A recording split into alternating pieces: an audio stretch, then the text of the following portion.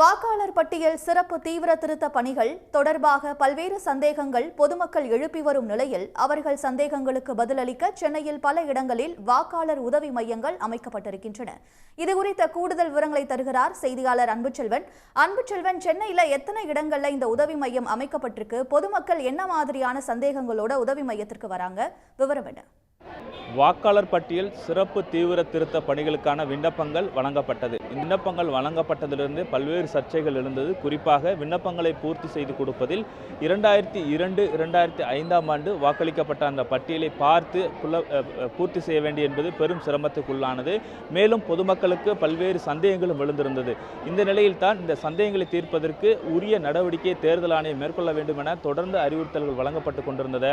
மீண்டும் பழைய முறையை கடைபிடிக்க வேண்டும், இந்த தேர்தல் நேரத்தில் இது கூடாது என்ற வலியுறுத்தல்களும் அதிகரிக்க தொடங்கியது.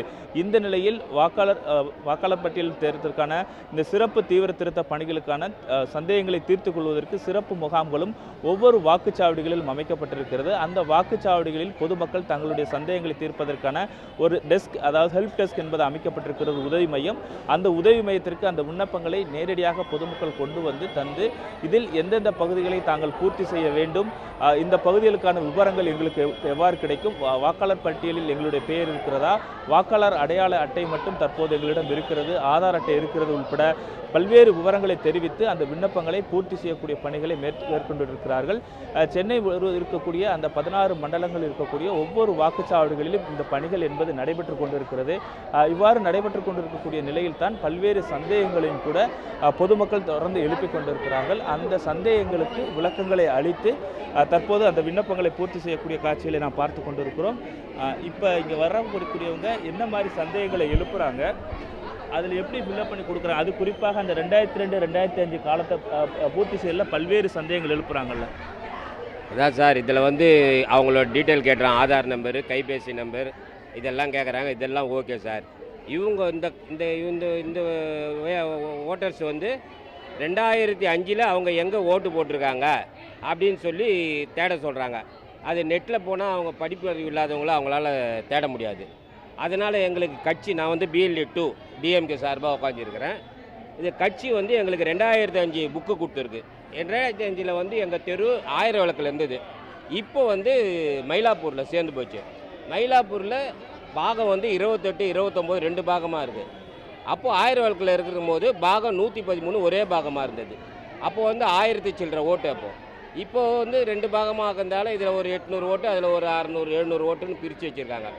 இப்போ 2 பேருக்கும் சேர்த்து நாங்கள் இப்போ பார்க்கும்போது ரொம்ப குளறுபடியாக இருக்குது. ஒருத்தருக்கு ஓட்டர் ஐடி நம்பர் இருக்குது, ஒருத்தருக்கு வரிசை எண் இருக்குது. இப்படி மாறி மாறி இது அவங்கள கேட்டால் நீங்கள் ஓட்டர் ஐடி நம்பர் எழுதணும்னு சொல்கிறாங்க. ஓட்டர் ஐடி நம்பர் இல்லைன்னா அதுக்கப்புறம் வரிசை எண்ணாவது எழுதி கொடுங்கன்னு அவங்க ஃபார்ம் வாங்கிக்கிறாங்க. ஃபார்ம் வாங்கின ஃபார்மு அந்த புக்கில் வருமா வராதா, புது புக்கில் வருமா வராதான்றது புக்கு இதெல்லாம் போய் வெளியிட்ட பிறகு தான் தெரியும். இது ஜனங்களுக்கு ரொம்ப குழப்படியாக தான் இருக்குது.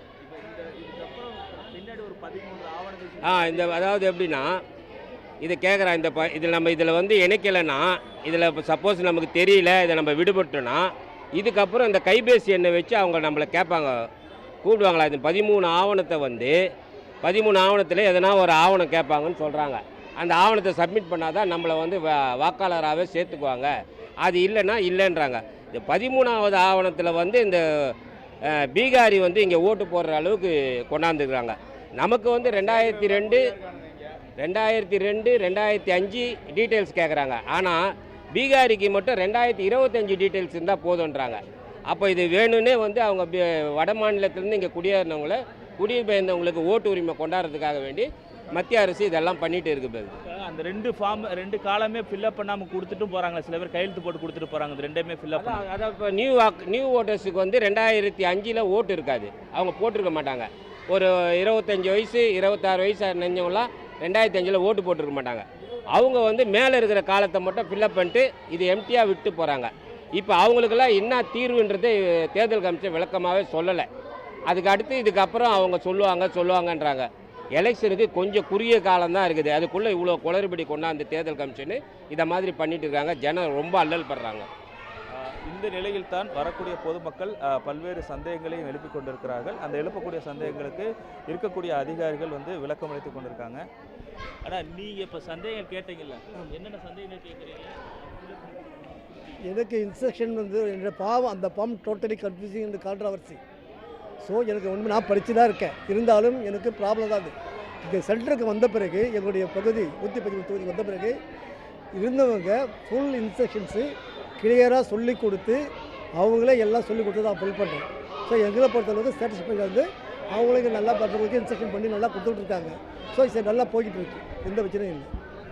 இதுபோன்று ஒரு சில சந்தேகங்களை அவர்கள் நிவர்த்தி செய்து கொடுக்கும் பொழுது அது பூர்த்தி செய்து கொடுப்பதற்கு எளிதாக இருப்பதாகும். ஆனால் பலருக்கு உரிய ஆதாரங்கள் இல்லாத பட்சத்தில் அதை பூர்த்தி செய்து கொடுக்கக்கூடிய முடியாத ஒரு நிலை ஏற்பட்டு பல்வேறு சந்தேகங்களுடன் திரும்பி செல்லக்கூடிய காட்சிகளை நாம் பார்க்க முடிகிறது.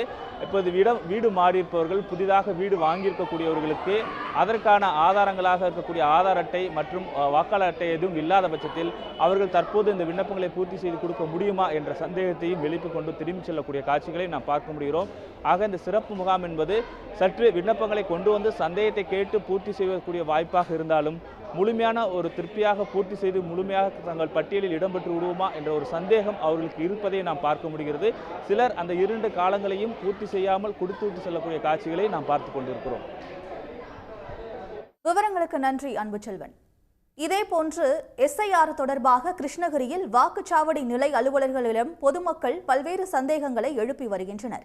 இதுகுறித்த கூடுதல் விவரங்களை தருகிறார் செய்தியாளர் விஜயபிரபாகரன். தற்போது இந்த SIR படிவத்தை பூர்த்தி செய்யறதுல பொதுமக்களுக்கு என்ன மாதிரியான குழப்பங்கள், சந்தேகங்கள்லாம் எழுது? கண்டிப்பாக, அதாவது தமிழ்நாட்டில் SIR எனப்படும் வாக்காளர் பட்டியல் சிறப்பு திருத்த பணிகளானது பல்வேறு அனைத்து இடங்களிலும் நடைபெற்று வருகிறது. கிருஷ்ணகிரி மாவட்டத்திலும் உள்ள 6 சட்டமன்ற தொகுதிகளிலும் இந்த SIR பணிகளானது நடைபெற்று வருகிறது. வாக்கு நிலைய அலுவலர்கள் அந்த படிவங்களை பொதுமக்கள் வீடுகளுக்கே கொண்டு சென்று அளித்து வருகின்றனர். அந்த படிவங்களை பெற்றுக்கொண்ட பொதுமக்கள் அதை பூர்த்தி செய்ய தெரியாமல் அந்த வாக்குச்சாவடி நிலைய அலுவலர்களிடமே வந்து பூர்த்தி செய்து கொள்ளலாம் என்று வந்து இருக்கிறார்கள். அவர்களுக்கு அந்த படிவங்களை பூர்த்தி செய்வதில் பல்வேறு சிக்கல்கள், அதாவது சந்தேகங்களும் எழுந்துள்ளது. அதாவது உறவினர்கள் பெயரை குறிப்பிடுவது மற்றும் அவர்கள் கேட்கக்கூடிய விவரங்கள் பதிவு செய்ய முடியாமல் திணறி வருகின்றனர். அவர்கள் அந்த வாக்குச்சாவடி நிலைய அலுவலர்களிடமே வந்து இதை பற்றி கேட்கின்றனர். தற்போது நாம் நின்று கொண்டிருக்க இடம் என்பது கிருஷ்ணகிரி மாவட்டத்தில் பந்தாரப்பள்ளி எனும் இடத்தில் நாம் தற்போது நின்று கொண்டிருக்கிறோம். இந்த இடத்தில்தான் தற்போது இந்த வாக்குச்சாவடி நிலைய அலுவலரிடம் இங்கு இருக்கக்கூடிய பெண்கள் மற்றும் பொதுமக்கள் அனைவரும் வந்து இந்த படிவங்களை பூர்த்தி செய்து வருகின்றனர். அவர்களுக்கு இதில் வந்து பல்வேறு சந்தேகங்களும் நிலவி வருகிறது. இதை வந்து அந்த வாக்குச்சாவடி நிலைய அலுவலரிடமே கேட்டு தெரிந்து கொண்டு இருக்கின்றனர். என்னென்ன மாதிரியான சிக்கல்கள் அவர்கள் இருக்கிறது என்பதை அவர்களிடம் கேட்போம். மேடம் வணக்கம். வணக்கம் சார். இந்த SIR படிவம் உங்கள் வீட்டில் வந்து கொடுத்தாங்க, நீங்கள் அதை வந்து ஃபில் பண்ணிங்களா? இல்லை எப்படி நீங்கள் ஃபில் பண்ணீங்க? இதில் உங்களுக்கு ஏதாவது சந்தேகம் இருந்துச்சுங்களா? ஏதாவது சிக்கல்கள் இருந்துச்சுங்களா சொல்லுங்கள். சிக்கல்கள் நிறையாவே இருக்குது, சந்தேகங்களும் நிறையாவே இருக்குது. இப்போ எங்களுக்கு தெரிஞ்சதுனால நாங்கள் ஃபில்அப் பண்ணுறோம்.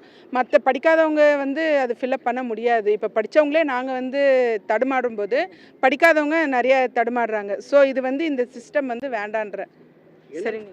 என்னென்ன மாதிரியான சிக்கல்கள் உங்கள் இந்த ஃபார்மில் ஃபில்அப் பண்ணும்போது என்னென்ன இந்த ஃபார்மில் பார்த்தீங்கன்னா, அதாவது அவங்க அப்பா அம்மாவோட அடையாள அட்டை எண், அவங்க இன்னும் இருக்கிறவங்களது எல்லாத்துமே சேர்த்து தான் பாதுகாலம் வருது. இன்னும் நிறைய இருக்குது இதில். இன்னும் முன்னோர்களதெல்லாம் கூட கேட்குறாங்க. இப்போ எங்களுக்கு தெரிஞ்சவங்களது நாங்கள் ஃபில்அப் பண்ணுறோம். இன்னும் தெரியாதவங்களதெல்லாம் வந்து நாங்கள் பண்ண முடியாது இல்லைங்களா? இன்னும் முன்னோர்களதெல்லாம் கேட்டால் நாங்கள் இன்னும் எதுவுமே பண்ண முடியாது. இருக்கிற உண்மை அதுதான். ஸோ இது வந்து வேண்டாம். முன்னே என்ன இருந்துச்சோ அதே எடுத்துகிட்டு வரலாம். சார், இப்போ நீங்கள் சொல்லுங்கள், இந்த SIR ஃபார்மை நீங்கள் ஃபில் பண்ணும்போது உங்களுக்கு ஏற்பட்ட சந்தேகங்கள்லாம் என்ன? நீங்கள் என்ன கோரிக்கை வைக்கிறீங்க? மெயின் வந்து பார்த்திங்கன்னா, இந்த SIRக்கு வந்து எங்களுக்கு வந்து எந்த ஒரு விழிப்புணர்வும் கொடுக்கல. இது வரைக்கும் பார்த்திங்கன்னா எங்களுக்கு வந்து இந்த சின்ன ஸ்கீம் வந்தால் கூட கவர்மெண்ட்டில் பார்த்திங்கன்னா ஒரு ஆட்டோ வச்சு விளம்பரம் அந்த மாதிரிலாம் பண்ணிவிட்டு அதுக்கப்புறம் தான் எங்களுக்கு வந்து ஒரு திட்டங்களே வந்து சேரும். அந்த மாதிரி இருக்க இந்த சூழலில் எங்களுக்கு எந்த விழிப்புணர்வு இல்லாத வீட்டில் வந்து டோரை தட்டி வந்து 2 படிவம் தராங்க. இந்த படிவத்தை ஃபில் பண்ணி கொடுங்க. ஜென்ரலாக வந்து அது என்னென்னா ஒன்றும் அந்த BLO வராங்களே, பூத் லெவல் ஆஃபீஸர், அவங்களுக்கே அந்த ட்ரைனிங் இருக்கா இல்லையான்றதே எங்களுக்கு தெரியல. 2 படிவத்தை கொடுத்துட்டு போயிடறாங்க. நாங்களும் ஃபில் பண்ணுறோம். ஃபில் பண்ண பின்னாடி சொல்கிறாங்க இதில் வந்து சின்ன புல் ஸ்டாப் மிஸ்டேக் இருந்தால் கூட அது ஏற்றுக்கப்படாது அப்படின்றது. இன்றைக்கி எல்லாமே வந்து கணினிமயம் ஆயிடுச்சு. பயோமெட்ரிக் வச்சு எல்லா மொத்த ஜாதகமே வந்துடுது, டீட்டெயிலாக வந்துடுது. இந்த மாதிரி சூழலில் வந்து நீங்கள் வந்து படிவத்தை ஃபில் பண்ண சொல்கிறீங்க, படிவத்தில் வந்து மிஸ்டேக் தான் எடுத்துக்க மாட்டேன்றீங்க. இது பார்த்திங்கன்னா நிறைய சந்தேகத்தை உண்டாக்குது. நாளைக்கு வந்து நான் ஓட்டு போட முடியுமா முடியாதா? இது வந்து அதே மாதிரி வடநாட்டில் வந்து ஒரு எலெக்ஷன், வட மாநிலத்தோட எலெக்ஷனில் பார்த்தோம், ஓட்டு திருட்டு அப்படின்ற செய்தியில் பார்த்தோம். அந்த மாதிரி இங்கே தமிழ்நாட்டில் நடத்தக்கூடிய முறையாக இது அப்படின்ற மாதிரி போயிட்டு இருக்குது. அங்கே அந்த பார்த்திங்கன்னா எங்கள் ஓட்டு வந்து கண்டிப்பாக வந்து நிலைக்குமா நிலைக்காதான்றது வந்து எங்களுக்கு வந்து ஒரு அதிகாரமே இல்லை. ஒரு சின்ன பேப்பரை கொடுக்குறாங்க, அதில் எழுதி கொடுக்குறோம். அதுக்கான அத்தாச்சி வந்து நீங்கள் அதை வச்சுக்காங்கன்றாங்க. அது வந்து கணினியில் ஏறிச்சா ஏறலையான்னு ரொம்ப ஷார்ட் டைம் கொடுத்துருக்காங்க.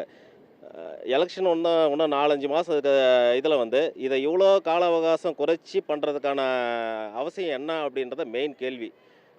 இவ்வளோ கால அவகாசம் கொடுக்காம வந்து எந்த வந்து விழிப்புணர்வும் இல்லாமல் அந்த பிஎல்ஓக்கும் விழிப்புணர்வு இல்லை, பப்ளிக்கும் விழிப்புணர்வு இல்லை, யாருக்குமே விழிப்புணர்வு இல்லாத இவ்வளோ ஃபாஸ்ட்டாக வந்து எதுக்காக இது பண்ணுறாங்க அப்படின்றது வந்து மெயின் கேள்வியாக இருக்குது. இன்னொன்று வந்து பார்த்திங்கன்னா இந்த 2002 படியும் கொடுத்துருக்காங்க. அவங்க முன்னோர் பார்த்திங்கன்னா வந்து டிஸ்ட்ரிக்ட் இதெல்லாம் வந்து இப்போ வந்திருக்காங்க.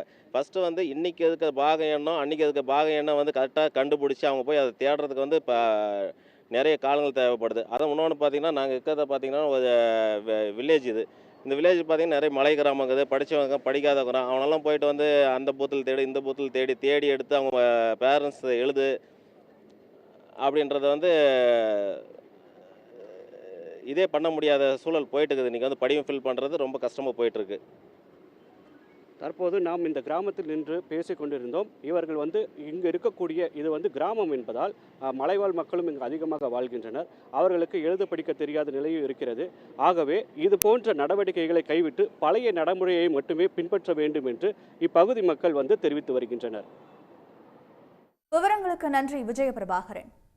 இதனைத் தொடர்ந்து எஸ்ஐஆர் பணிகளில் குளறுபடிகள் அரங்கேறி வரும் நிலையில் சென்னையில் 3வது நாளாக உதவி மையம் இயங்கி வருகிறது. ராயப்பேட்டையிலிருந்து எமது செய்தியாளர் ஹரிஹரன் இணைந்திருக்கிறார். ஹரிஹரன், ராயப்பேட்டையை பொறுத்த வரைக்கும் 3வது நாளாக உதவி மையம் இயங்கிட்டு வரக்கூடிய சூழல்ல இதுவரைக்கும் எத்தனை மக்கள் அந்த உதவி மையத்தை அணுகி பயனடைஞ்சிருக்கிறாங்க? இன்னொன்று, எஸ்ஐஆர் படிவத்தை பூர்த்தி செய்யும் போது பொதுமக்களுக்கு பொதுவாக என்ன மாதிரியான சந்தேகங்கள் குழப்பங்கள்லாம் வருது? வாக்காளர் பட்டியல் சிறப்பு தீவிர திருத்தம் தமிழ்நாடு முழுவதும் நடைபெற்று வரும் நிலையில் சென்னையில் பெரும்பாலான வாக்குச்சாவடி அலுவலர்கள் வீடு வீடாக சென்று படிவங்களை வழங்கி இருக்கக்கூடிய நிலையில் அந்த படிவங்களை நிரப்புவதில் பல்வேறு சிக்கல்கள் இருந்தது. இந்த சூழலில் தான் சென்னை மாநகராட்சி முழுவதும் இருக்கக்கூடிய 16 சட்டமன்ற தொகுதிகளிலையும் வாக்காளர் உதவி மையங்கள், அதாவது சென்னையில் இருக்கக்கூடிய 947 வாக்குச்சாவடி மையங்கள்லையும் இந்த வாக்காளர் உதவி மையங்கள் இயங்கும் என மாநகராட்சி தரப்பில் அறிவிக்கப்பட்டிருந்தது. நேற்றைய முன்தினம் முதல் 25ஆம் தேதி வரை 8 நாட்களுக்கு இந்த உதவி மையம் நடைபெறும் என அறிவிக்கப்பட்டிருந்தது. அந்த சூழலில் கடந்த 2 நாட்களாக நடைபெற்று வரக்கூடிய நிலையில் ராயப்பேட்டையில் இருக்கக்கூடிய வாக்குச்சாவடியில் ஏராளமான மக்கள் வந்துட்டு வாக்குச்சாவடி இருக்கக்கூடிய அந்த விண்ணப்பத்தை பூர்த்தி செய்வதற்கான உதவி மையத்தை நாடி தங்கள் விண்ணப்புவதற்கான உதவியை நாடி பெற்று வருகின்றனர். இந்த பகுதியை பொறுத்த வரைக்கும் முஸ்லீம்கள் அதிகம் இருக்கக்கூடிய பகுதியாக இருக்கிறது. அதே நேரத்தில் உருது பேசும் முஸ்லீம்கள் அதிகம் இருக்கக்கூடிய பகுதியாக இருப்பதால் அவர்கள் அந்த விண்ணப்பம் முழுவதுமாக தமிழில் இருப்பதனால அதனை மொழிபெயர்ப்பதற்காக மாநகராட்சி தரப்பில் தனி உதவியாளர்களும் அமைக்கப்பட்டிருக்காங்க. இந்த இடத்துல தங்களது விவரங்களை தெரிவித்து அதற்கேற்றவாறு தமிழில் இருக்கக்கூடிய இந்த விண்ணப்பத்தை உருதில் விவரங்களை கூறி மொழிபெயர்த்துக் கொள்கின்றனர். அதே போன்று தான் இந்த வாக்குச்சாவடி மையங்களில் தொடர்ந்து இயங்கி வருகின்றது. ஏராளமான பொதுமக்கள் தொடர்ச்சியாக இந்த பகுதியில் இயங்கப்பட்டு வந்து தங்களுக்கு தேவையான உதவிகளை பெற்றுக்கொண்டு இருக்கக்கூடிய நிலையில் இங்கே இருக்கக்கூடிய பொதுமக்களிடம் இந்த வாக்குச்சாவடி உதவி மையம் எப்படி இயங்குதுன்னு கேட்கலாம். சரி, நீங்கள் தொடர்ச்சியாக இந்த பகுதியில் இருந்து BL2 இருந்து மக்களுக்கு உதவிட்டு வரீங்க, என்ன மாதிரியான குறைகள் இருக்குது? களத்துக்கு சென்று பார்த்தபோதும் சரி, உதவி மையங்கள் எங்கே வரும்போதும் சரி, ரெண்டுத்துக்கும் என்ன டிஃப்ரெண்ட் இருக்குது சார்? களத்து பார்க்கும்போது மக்களோட நல்லா தான் இருக்குது சார், வரவேற்பலாம். என்னன்னாக்கா இந்த ஃபார்ம் BLOக்களை வந்துட்டு வீட்டை விட்டுட்டு பசங்க லஞ்ச் டைமில் எடுத்துகிட்டு வந்து எழுதுறதுக்கு அதுதான் கொஞ்சம் மக்கள் சிரமப்படுறாங்க. மற்றதெல்லாம் நாங்கள் வந்து கூட இருந்துட்டு நாங்கள் கட்சி 115 வட்டத்தில் ஆனால் GV கூட இருக்கிறோம். நாங்கள் அவர் கூட இருந்துட்டு நாங்கள் மக்களுக்கு என்ன பண்ணி எங்களால் உதவி BLO ஆஃபீஸர் வந்து ஃபார்ம் எடுத்து கொடுக்குறது, நாங்கள் ஆன்லைன்லேயே பார்த்துட்டு ஸ்கேன் பண்ணி என்ன இருக்குது பாக நம்பர் சீரியல் நம்பர் அதெல்லாம் எடுத்து கொடுத்து நல்லா பூர்த்தி சர்வு பண்ணித்தரேன் சார்.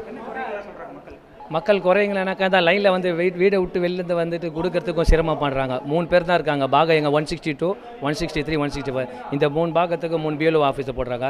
மக்கள் ஜனத்தொகை அதிகமாக இருக்காங்க. எங்கள் பாகத்தில் மட்டும் 160 1384 ஓட்டு இருக்குது. அதே மாதிரி 163 வந்து 800 சில்லரை இருக்குது. அதனால் மக்கள் கொஞ்சம் சிரமப்படுறாங்க. பரவாயில்ல, இப்போதைக்கு ஓரளவுக்கு பண்ணுறாங்க.